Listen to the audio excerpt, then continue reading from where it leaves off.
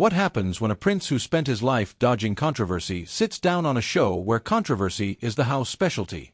Tonight, we dive deep into how a polite sit-down on the Graham Norton show spiraled into a nationally televised implosion. What started as a charming exchange ended in crackling tension and a prince on the edge. If you thought royal interviews were polite affairs filled with rehearsed talking points and regal composure, think again. This wasn't a chat.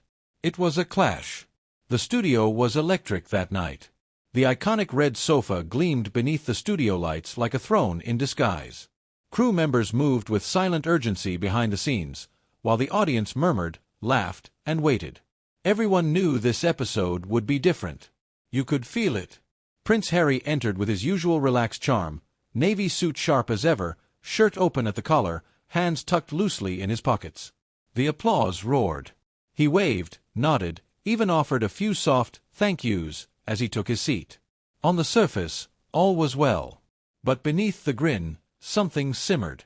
Graham, the seasoned host with a reputation for pushing boundaries with a wink, welcomed him warmly. "Your Royal Highness," he said, flashing that familiar grin. "Or can I just call you Harry? We're friends now, right?" The audience laughed. Harry smiled politely. "Harry's fine." It began with safe ground. Mental health. Veteran support. Documentary work.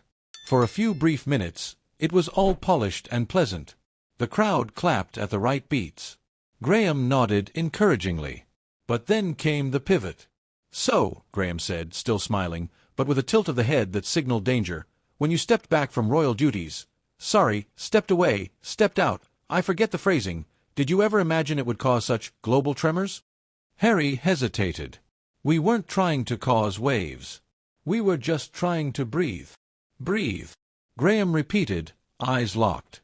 "But you were already royalty. You had palaces, security, fame. What was suffocating about that?" There was a pause. The audience shifted uncomfortably. "It's hard to explain to people who've never lived it," Harry replied, slower now, "but being watched doesn't mean being seen. And we were drowning in it." Graham leaned forward, elbows on knees, sensing the shift. "Was it the family? Or the media?" Harry's jaw set. "Both." Now the studio was silent. Not a cough, not a chuckle. Just the sharp scent of tension in the air. "I see," Graham said lightly. "And Meghan? Do you think she understood what she was getting into?" Harry straightened. "She tried. She really did. But you must admit, she didn't exactly blend in." There it was. The line that changed the air in the room. Harry didn't blink. Maybe she wasn't supposed to. Graham's brow lifted, his tone staying deceptively light. "Some say she had an agenda. Do you think she did?" Harry's hands clenched slightly on his knees. "She wanted to be a wife, a mother, a public servant. If that's an agenda, then yes, she had one." Graham gave a short laugh. "Well, it's certainly a headline." Harry leaned in. "You don't get to label people just because they don't fit your idea of royalty." "Oh, it's not my idea," Graham said, card in hand. "It's the public's idea. And you did walk away from all of it. That's what confuses people. You said you wanted privacy, but here you are." Harry didn't speak for a moment. Then, privacy isn't invisibility. It's control. And that's what we never had. That hit hard. The studio lights buzzed louder. Or maybe the room had simply fallen too quiet. Graham nodded slowly, still locked in. "So the palace was toxic." Harry's eyes flicked toward the audience, then back to Graham. "There are things I won't say. But you don't run unless you're being chased." It wasn't just the words, it was the way Harry said them. Controlled, but barely. Like a man standing on the edge of a cliff, daring someone to push. "You seem angry," Graham observed, his tone softer now. "Are you?" Harry gave a clipped smile. "Wouldn't you be?" Then came the pivot. Graham pulled out a new card and looked down. "Let's talk about your father." The moment that name left his lips, the tension turned electric. Harry didn't move. Didn't blink. "What about him?" he asked evenly. "Well, has there been contact?" Any healing? Harry's answer was quiet. Healing doesn't happen in public. Graham nodded slowly. But this is public. Harry locked eyes with him. Your choice, not mine. That landed. Graham hesitated, for the first time all night. His smile flickered, unsure for a moment. But then he pressed again. Do you think your father understands you now? Or is that bridge gone? Harry inhaled through his nose. I don't know. But I'm not the one who burned it. The audience gasped, audibly this time. There was no hiding the emotion now. The prince was no longer performing. He was bleeding. Graham leaned back, his face unreadable. He tapped his cards once on his knee. Well, he said finally, voice lower, I wasn't expecting that. Harry smiled without humor. Neither was I. The studio held its breath. And Graham, true to form, didn't let up. There's a lot of blame flying around, Harry. But at the end of the day, don't you think the public deserves honesty? Not just escape routes. Harry's head tilted. You think escape is easy? Try waking up every day to headlines calling your wife a monster. Try watching your child be used as clickbait. Try defending a woman you love against an empire built on silence and spin. Then tell me about escape. The studio was no longer an entertainment venue. It was a courtroom. Graham glanced at his last card, hesitated, then tucked it under the stack. No more cards, he said softly. Harry just nodded. And for a heartbeat, neither of them spoke. But that moment, that fraught, crackling silence, said everything. It said what press releases never could. What documentaries tiptoe around. What Buckingham Palace would never admit. The prince was done playing nice. And Graham Norton, for all his charm and control, had just stumbled into something rawer than comedy, deeper than gossip. He had pulled on a thread and unraveled a storm. And yet, the cameras kept rolling. And this reckoning, it was far from over. You've made it very clear you wanted to control your own story, Harry, Graham said, voice calm but cutting, cards fanned lightly in his hand like blades in a magician's grip. But surely you can see how it looks. A little contradictory. You asked for privacy, and yet here you are, on my show, in front of millions, promoting your book, your documentary, your podcasts. It's all rather public, isn't it? There was a flicker in Harry's expression. His lip curled, barely, but enough to register. There's a big difference, he said slowly, between telling your own story and letting tabloids lie about it. A few audience members nodded.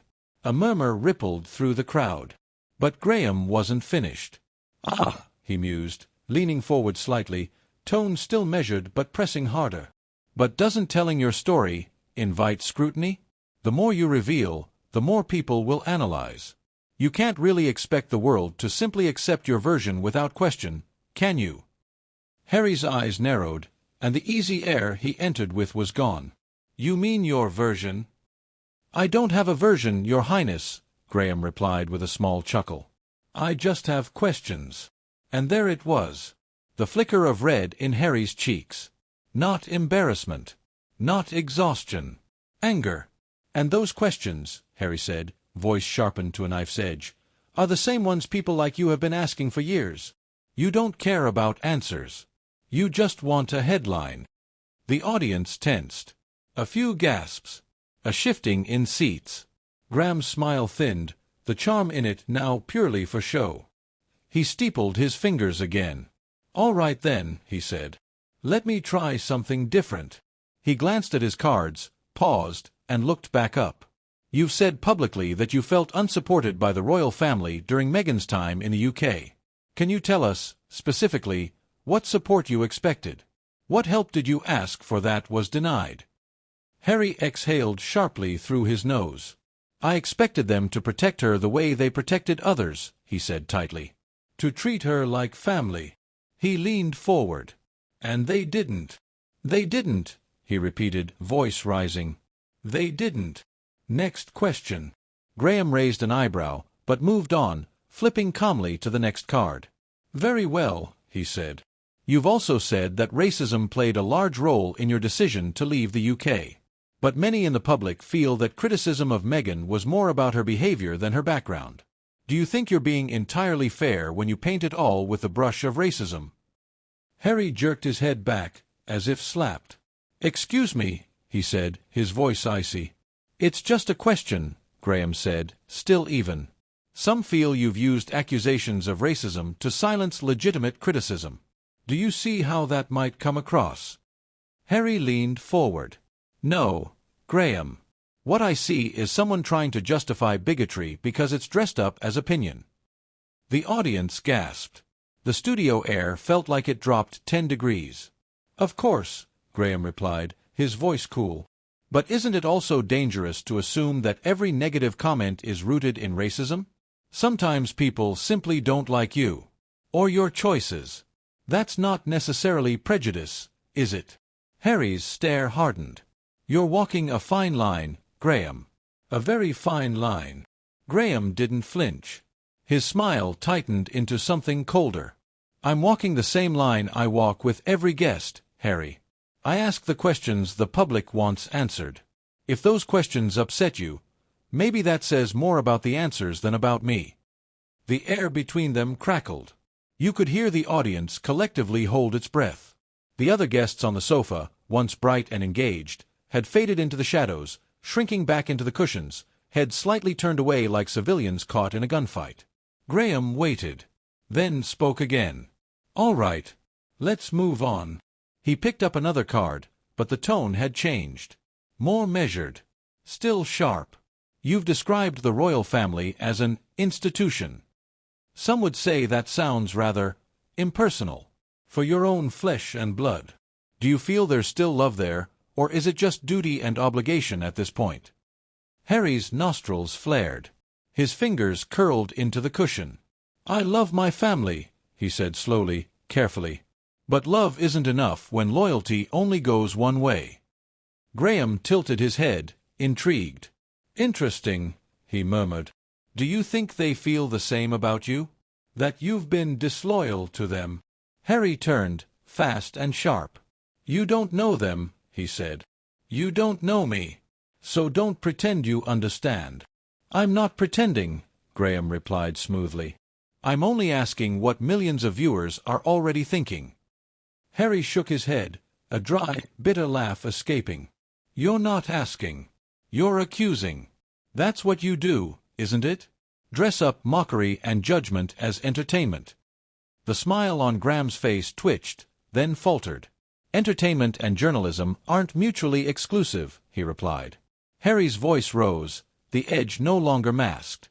You think this is journalism? You think dragging people onto your sofa and picking them apart like they're animals in a zoo is journalism? Harry. No. Don't harry me, he cut in, voice loud now. You sit there with your cards and your smirk and think you can just toy with people. You think because you make people laugh, you're not hurting anyone. But you are. You're just too smug to see it. Silence. A hard, bitter silence. And then Graham leaned forward. Slowly. Calmly. But his voice was ice now, smooth, but edged with something sharp. And you, he said, think that because you've suffered, you're beyond reproach. But you're not. He paused, eyes fixed on Harry. You came here knowing the questions that would come. And now, right now, you're proving exactly why people think you can't handle them. That stopped Harry cold. His chest rose and fell faster. His fists clenched. His knuckles white. For a brief, breathless moment, he looked like he might stand. Walk off. End it right there. But he didn't. He sat. Just barely. A frozen few seconds passed.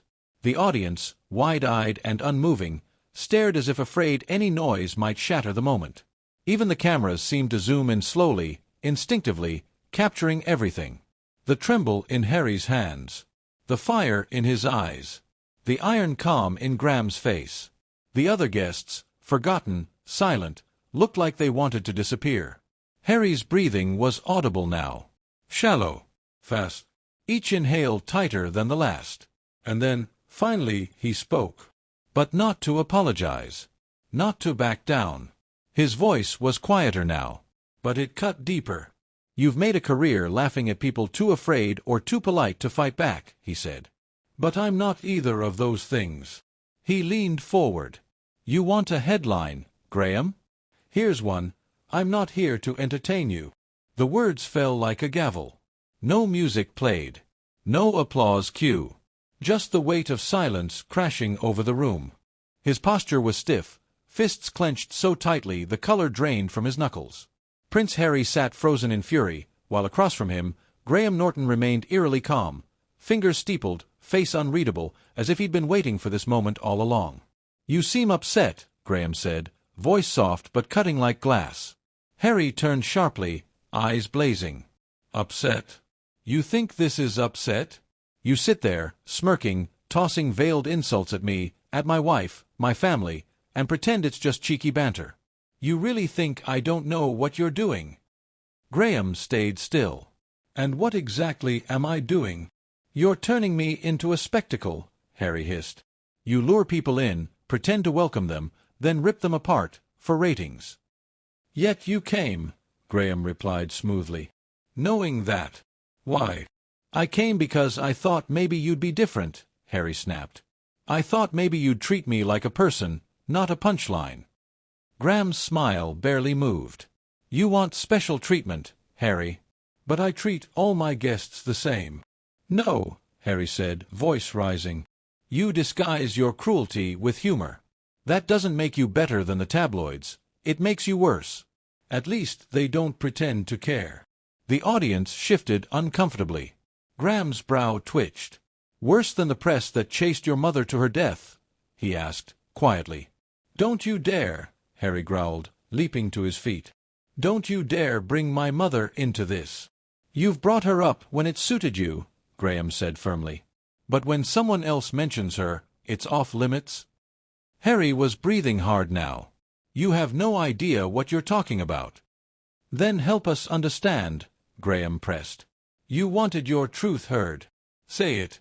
But don't accuse everyone of bad faith just because the questions are hard.